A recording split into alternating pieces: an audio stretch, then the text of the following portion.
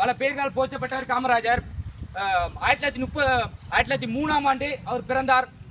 1920ல் அவர் காங்கிரஸ் உறுப்பினர் ஆனார். 1940ல் காங்கிரஸ் தலைவர் ஆனார். 1952ல் 1954ல் முதலமைச்சர் ஆனார். 1956ல் மதிய உணவு திட்டத்தை கொண்டு வந்தார்.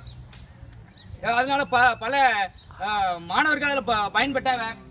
அதில் நான் ஒருத்தன் பெருமிதம் கொள்கிறேன். 1957ல் 2ஆம் முறை முதலமைச்சர் ஆனார். 1962ல் 3ஆம் முறை முதலமைச்சர் ஆனார். 1963ல் இலவச கல்வி திட்டத்தை கொண்டு வந்தார். அதில் நானும் எல்லா மானும் பயன்பட்டாங்க. அதில் நானும் ஒருத்தன். இப்படி நிறைய இதை சொல்லிட்டே இருக்கலாம். ஆனால் பொறுமையை பின்பற்ற வேண்டும், எளிமையா வாழ வேண்டும். அதுக்கப்புறம் காலம் தவறாமல் கடமையை செய்தல் வேண்டும். அதுக்கப்புறம் நேர்வழியில போராட வேணும் அப்படின்னு காமராஜர் சொன்னாரு. சொல்ல மட்டும் இல்லாம அதை வாழ்ந்து காட்டினாரு.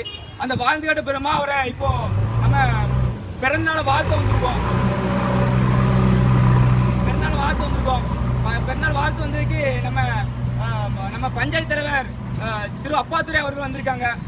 அவருக்கும் காங்கிரஸ் உறுப்பினர் நிறைய பேர் வந்திருக்காங்க. அவங்களுக்கும் நம்ம எங்க காமராஜர் இளைஞரின் ஒரு முன்மாதிரியாக இருந்து எங்களுக்கு உதவி செய்த பெரியோர்கள் அனைவருக்கும் எங்களை மன்மார்ந்த நன்றிகளை தெரிவித்துக் கொள்கிறேன். உலகத்துல எவ்வளவு மனிதர்கள் வந்திருக்கலாம், ஆனா அவரை போல ஒரு புதல்வன் வரல. அவரை போல எவ்வளவு தலைவர்கள் வந்திருக்கலாம், ஆனா அவரை போல ஒரு உத்தமன் இன்னும் வரல.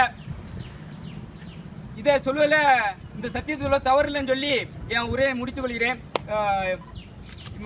இப்போ பெரிய தலைவர் வந்து அவரு